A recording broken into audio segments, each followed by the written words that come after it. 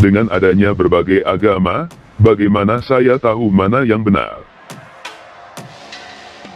Banyaknya agama yang berbeda dalam dunia ini tentu menyulitkan seseorang mengetahui mana yang benar.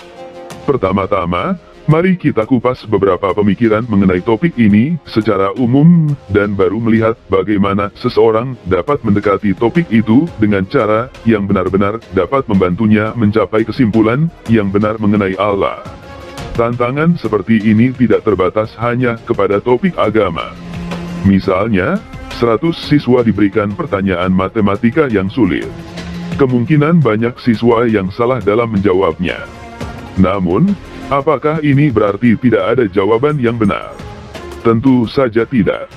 Mereka yang salah menjawab hanya perlu diperlihatkan kesalahannya dan mengetahui teknik yang diperlukan supaya bisa mendapatkan jawaban yang benar. Bagaimana kita mendapatkan kebenaran mengenai Allah? Kita menggunakan metodologi yang sistematis, yang dirancang untuk memisahkan kebenaran dari kesalahan, dengan menggunakan berbagai tes kebenaran, di mana hasil akhirnya adalah sekumpulan kesimpulan yang benar. Dapatkah saudara membayangkan hasil akhir yang akan dicapai oleh seorang ilmuwan, kalau dia pergi ke lab, dan mulai mencampur berbagai zat tanpa irama atau alasan? Atau seorang dokter mulai mengobati seorang pasien dengan obat secara acak sambil berharap dia akan sembuh. Ilmuwan maupun dokter tidak menggunakan pendekatan seperti ini. Sebaliknya, mereka menggunakan metode yang sistematis, logis, dapat dibuktikan, dan terbukti bisa menghasilkan hasil akhir yang benar. Kalau demikian, mengapa teologi kajian mengenai Allah harus berbeda mengenai prinsip ini? Mengapa timbul anggapan bahwa teologi dapat didekati secara sembrono tanpa disiplin, tapi bisa menghasilkan kesimpulan yang benar? Sayangnya, ini merupakan pendekatan yang dilakukan oleh banyak orang, dan inilah salah satu alasan mengapa jadi begitu banyak agama. Setelah memahami ini, kita kembali kepada pertanyaan bagaimana kita dapat mencapai kesimpulan yang benar mengenai Allah. Pendekatan sistematis bagaimana yang harus digunakan? Pertama-tama, kita perlu menentukan kerangka kerja untuk menguji berbagai klaim mengenai kebenaran. Kemudian, kita menentukan peta yang dapat menuntun kita untuk mencapai kesimpulan yang benar. Berikut ini sebuah kerangka kerja yang baik untuk digunakan. 1. Konsistensi logis klaim dari suatu sistem kepercayaan harus masuk akal dan tidak bertentangan satu dengan lainnya, dengan cara apapun. Misalnya, tujuan akhir dari Buddhisme adalah menghapuskan semua keinginan. Namun, untuk dapat menghapuskan keinginan maka seseorang harus menginginkan. Ini bertentangan, sehingga menjadi prinsip yang tidak logis. 2. Kecukupan empiris apakah ada bukti yang mendukung sistem kepercayaan itu, baik bukti rasional, bukti dari luar, DLL. Jelas diperlukan bukti untuk klaim penting yang dibuat satu sistem kepercayaan, supaya apa yang dikatakan dapat dibuktikan. Misalnya, Mormon mengajarkan bahwa Yesus tinggal di Amerika Utara. Namun, sama sekali tidak ada bukti, baik arkeologis, maupun lainnya, yang mendukung klaim itu. 3. Relevansi eksistensial sistem kepercayaan harus menuruti realitas sebagaimana yang kita kenal, dan harus menghasilkan perbedaan dalam hidup penganutnya. Deisme, misalnya, mengklaim bahwa Allah melemparkan dunia yang berputar ke alam semesta, dan tidak berinteraksi dengan mereka yang berdiam di dalamnya. Bagaimana dampak kepercayaan semacam itu bagi seseorang dalam kehidupan sehari-hari? Tidak ada. Kerangka kerja di atas, ketika diterapkan pada agama, akan mengarahkan seseorang pada pandangan yang benar akan Allah. Ada 4 pertanyaan besar mengenai hidup yang perlu dijawab. Pertama, asal mula dari mana kita berasal. Kedua, etika bagaimana seharusnya kita menjalankan hidup. Ketiga, makna apa tujuan hidup. Keempat, nasib kemana arah umat manusia berjalan. Namun, bagaimana seseorang dapat menerapkan kerangka kerja ini dalam pencarian Allah? Pendekatan menggunakan metode tanya jawab selangkah demi selangkah merupakan cara terbaik yang bisa digunakan. Daftar pertanyaan yang perlu dipastikan jawabannya misalnya. Pertama, apakah kebenaran mutlak itu ada? Kedua, apakah rasio dan agama bisa dicampurkan? Ketiga, apakah Allah itu ada? Keempat, dapatkah Allah dikenal? Kelima, apakah Yesus itu Allah? Keenam, apakah Allah memedulikan saya? Pertama-tama, kita perlu mengetahui apakah kebenaran mutlak itu ada. Kalau tidak ada, maka kita tidak bisa mengetahui apapun secara pasti, baik mengenai hal rohani atau bukan. Kita akan menjadi seorang agnostik, tidak yakin apakah kita bisa betul-betul memutlakkan sesuatu. Atau, menjadi seorang pluralis, menerima setiap pengajaran karena kita tidak pasti mana, kalaupun ada, yang benar. Kebenaran mutlak didefinisikan sebagai sesuatu yang sesuai dengan realita, yang sesuai dengan objeknya, dinyatakan sebagaimana adanya. Beberapa orang mengatakan bahwa tidak ada yang namanya kebenaran mutlak. Namun, asumsi seperti ini hanya akan menghancurkan diri sendiri.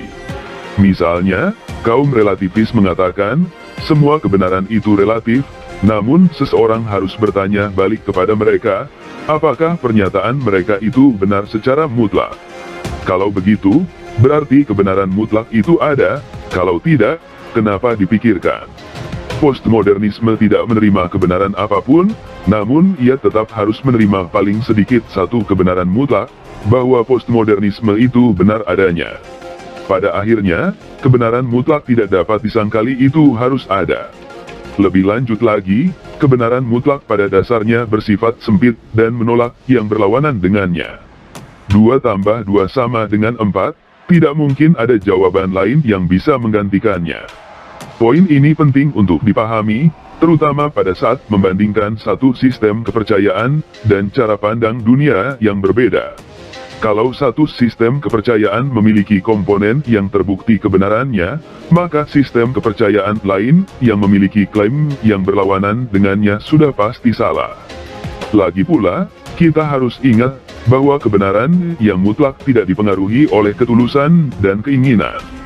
Tidak peduli berapa tulusnya seseorang mempercayai dusta, itu tetaplah dusta. Tidak ada pemikiran dalam dunia yang bisa membenarkan apa yang sudah salah.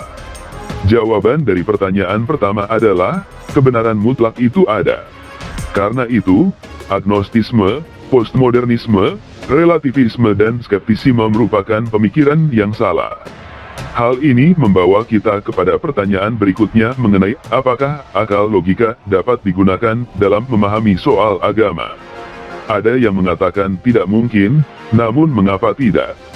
Logika itu penting dalam menganalisa klaim rohani, karena logika membantu kita memahami mengapa ada klaim yang harus ditolak, sementara yang lainnya harus diterima. Logika sangat penting dalam meruntuhkan pluralisme, yang menyatakan semua klaim itu kebenaran, bahkan yang saling bertentangan pun juga benar dan sah. Misalnya, Islam dan Yudaisme menyatakan Yesus bukan Allah, sementara Kekristenan menyatakan Dia adalah Allah. Salah satu hukum dasar logika terkait prinsip tidak bertentangan, di mana sesuatu tidak bisa merupakan A dan bukan A pada saat bersamaan, dan dalam pengertian yang sama. Menerapkan hukum ini kepada Yudaisme, Islam, dan Kekristenan, berarti secara logika kita memahami bahwa hanya salah satu dari mereka yang benar, sementara dua lainnya pasti salah. Yesus tidak mungkin Allah dan sekaligus bukan Allah.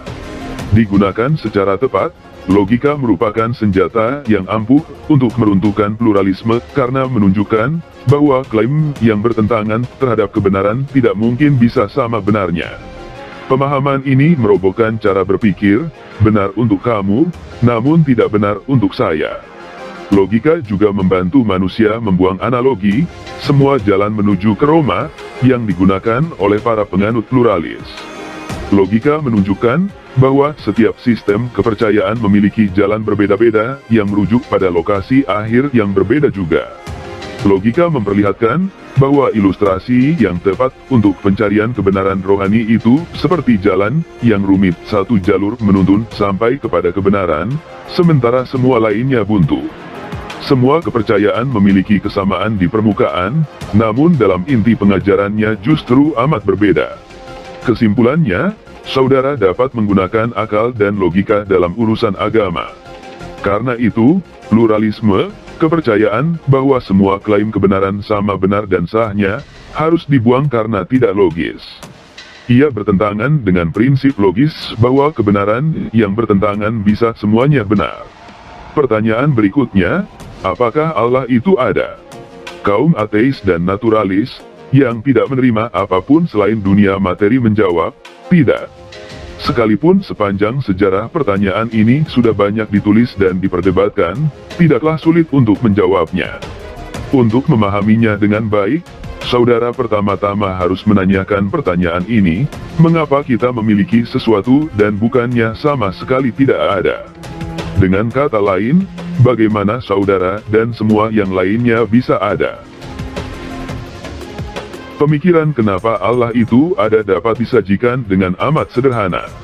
Pertama, ada sesuatu. Kedua, sesuatu tidak berasal dari yang tidak ada.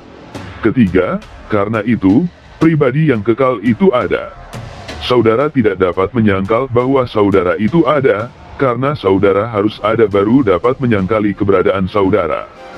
Jadi, premis pertama di atas benar adanya. Tidak ada orang yang percaya bahwa saudara bisa mendapatkan sesuatu dari yang tidak ada, bahwa tidak ada bisa menghasilkan alam sehingga premis kedua itu juga benar adanya.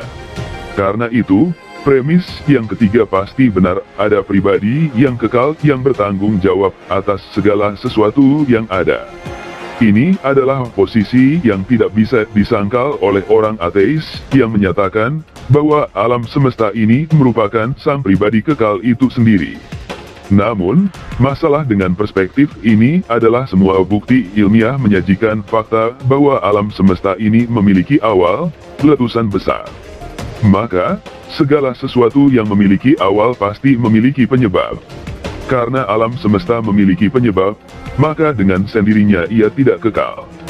Jika yang bisa menjadi sumber kekekalan itu hanya alam semesta yang kekal, yang sudah terbukti tidak benar, atau pencipta yang kekal, maka kesimpulan yang logis untuk diambil adalah, Allah itu ada.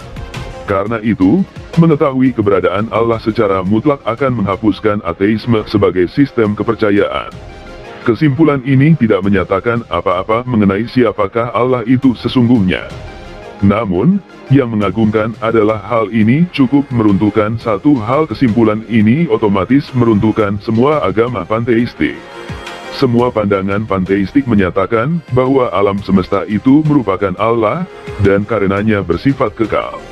Pernyataan ini tentu saja salah adanya. Jadi, secara otomatis Hinduisme, Buddhisme, Jainisme dan semua agama panteistik lainnya bukanlah kebenaran. Lebih lanjut lagi, kita mempelajari beberapa hal yang menarik mengenai Allah yang menciptakan alam semesta ini.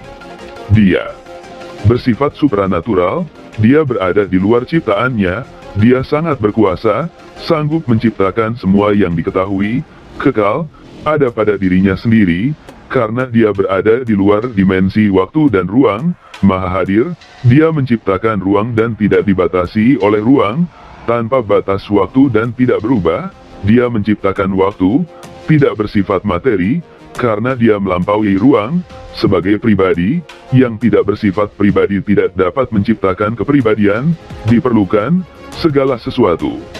Bergantung kepadanya, tidak terbatas dan tunggal, tidak bisa ada dua yang, tidak terbatas, beraneka ragam, namun bersatu, sebagaimana alam menunjukkan keanekaragaman, berakal budi, sanggup menciptakan segalanya, moral, tidak ada hukum moral yang bisa ada tanpa pemberi hukum, peduli, kalau tidak akan ada hukum moral yang diberikan. Pribadi ini memperlihatkan ciri-ciri yang amat serupa dengan Allah yang disembah Yudaisme, Islam dan Kekristenan, satu-satunya iman yang masih tersisa setelah ateisme dan panteisme diruntuhkan. Salah satu pertanyaan besar dalam hidup, asal mula, sekarang sudah terjawab, kita sudah tahu dari mana asal-usul kita. Hal ini membawa kita kepada pertanyaan berikut, dapatkah kita mengenal Allah? Pada titik ini, kebutuhan adanya agama digantikan oleh sesuatu yang lebih penting, perlunya ada pewahyuan. Supaya umat manusia dapat mengenal Allah ini, sangat tergantung pada kesediaannya mewahyukan dirinya kepada ciptaannya. Yudaisme, Islam, dan Kekristenan sama-sama mengklaim memiliki kitab suci yang diwahyukan Allah. Tapi, pertanyaannya, yang mana, kalau ada, yang benar? Tanpa membahas perbedaan-perbedaan kecil, ada dua pertentangan yang utama di antara mereka bertiga, yaitu terkait Alkitab Perjanjian Baru dan pribadi Yesus Kristus. Islam dan Yudaisme sama-sama mengklaim bahwa Alkitab Perjanjian Baru itu palsu, dan menolak bahwa Yesus itu Allah yang berinkarnasi. Sementara, Kekristenan menerima keduanya sebagai kebenaran yang mutlak. Tidak ada sistem kepercayaan lain di atas bumi ini yang dapat mengimbangi segunung bukti yang mendukung kekristenan. Mulai dari betapa banyaknya jumlah naskah-naskah kuno, mulai dari yang paling awal yaitu dokumen yang tertanggalkan pada saat para saksi mata masih hidup, beberapa hanya 15 tahun setelah kematian Kristus. Kata-kata Yesus sendiri, seperti, sebelum Abraham dilahirkan aku sudah ada, perbuatannya, seperti, mengampuni dosa, menerima penyembahan, hidupnya yang tanpa dosa dan penuh mukjizat, yang digunakannya untuk membuktikan kebenaran klaimnya dibandingkan klaim-klaim yang bertentangan, dan kebangkitannya, itu semua mendukung klaimnya bahwa dia adalah Allah. Penulis Perjanjian Baru menegaskan fakta ini berulang-ulang dalam tulisan mereka. Kalau Yesus adalah Allah, maka apa yang dia katakan pastilah benar. Kalau Yesus menyatakan Alkitab itu tanpa salah dan benar dalam segala yang dikatakan, dan dia memang mengatakan demikian, hal ini berarti bahwa Alkitab memang benar mengenai apa yang dinyatakannya. Sebagaimana yang telah kita pelajari, dua klaim kebenaran yang berlawanan tidak mungkin benar dua-duanya. Jadi segala sesuatu dalam Quran Islam atau tulisan Yudaisme yang bertentangan dengan Alkitab otomatis tidak mungkin benar. Kenyataannya, baik Islam maupun Yudaisme gagal menyajikan kebenaran, karena keduanya menyatakan bahwa Yesus bukan Allah yang berinkarnasi, sementara bukti-bukti justru menyatakan sebaliknya. Karena sekarang kita betul-betul dapat mengenal Allah, karena Dia telah mengungkapkan dirinya dalam firman-Nya yang tertulis, dan dalam Kristus, segala bentuk agnostisisme dapat ditolak. Akhirnya, pertanyaan besar lainnya mengenai kehidupan juga bisa terjawab, yaitu mengenai etika, karena Alkitab berisikan instruksi yang jelas mengenai bagaimana umat manusia seharusnya menjalani hidupnya. Alkitab yang sama memproklamirkan bahwa Allah itu sangat peduli kepada umat manusia dan menghendaki agar semua mengenalnya dengan intim. Bahkan, Dia begitu pedulinya sampai menjadi manusia untuk memperlihatkan kepada ciptaannya sebagaimana Dia sebenarnya. Ada banyak orang yang berusaha menjadi Allah, namun hanya ada satu Allah yang rela mengosongkan dirinya menjadi manusia, supaya Ia dapat menyelamatkan ciptaannya dari keterpisahan kekal dengannya. Fakta ini memperlihatkan relevansi eksistensial kekristenan, yang juga bisa menjawab kedua pertanyaan besar terakhir mengenai hidup, makna, dan nasib. Setiap orang dirancang oleh Allah dengan tujuan tertentu. Setiap orang memiliki nasib yang menantinya, baik hidup kekal bersama Allah atau hidup terpisah secara kekal dari Allah.